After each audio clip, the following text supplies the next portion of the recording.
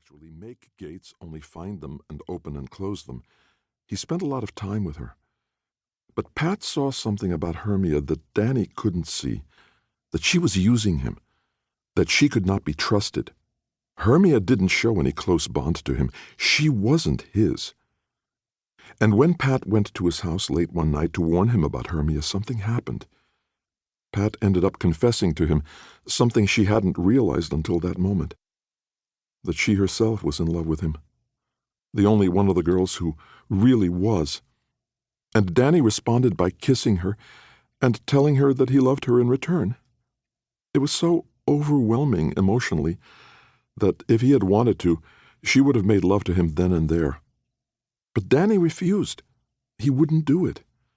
He wasn't going to have sex with anybody until he actually made a lifelong commitment and married someone. Period.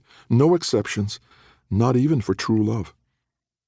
After she left, Pat was stunned and humiliated by her own audacity in going to his little two-room house alone and practically throwing herself at him. She felt as stupid and obvious as Xena. Except that Danny had wanted her. He loved her. So there was nothing to feel stupid about. That mantra kept her going. Then Danny took them through a great gate to the world of Westil. He had been forced into making the great gate by Hermia's betrayal, and the purpose was to take the Mithermage families through the great gate to Westil, and then bring them all back to Earth, to Middelgard. Passage through a great gate also brought mages to the peak of their powers.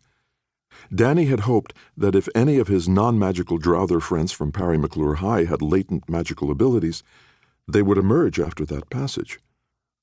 None of the others reported having any changes in them, but that didn't prove anything, because a new power had emerged in Pat, and she hadn't told anybody. Though it was hard to imagine any of the others keeping something like that secret. Maybe Hal, but the others would blab or brag or be so scared they would have to talk to somebody. Pat had no such need. She recognized what was going on the moment she felt the air of Westil moving against her skin. Then, moments later, when she returned to Earth, the same feeling was there. It wasn't Westil's air that mattered to her after passing through a great gate. It was air. Air in motion. Air with power. She had always loved the wind, from breezes to gales. She was not surprised that this turned out to be her affinity. And she began to be able to spin little whirlwinds, to raise a breeze, even a wind. A few times walking alone down a steep hill, she had created a wind that lifted her off her feet and carried her several yards in whatever direction she chose. I can fly, she had thought. Yet she told no one, not even Danny. She meant to, but it never came up.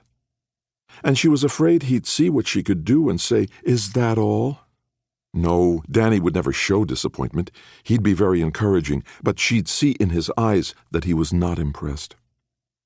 So she held off, working on her wind magery privately, so she'd have something worth showing when she finally told him.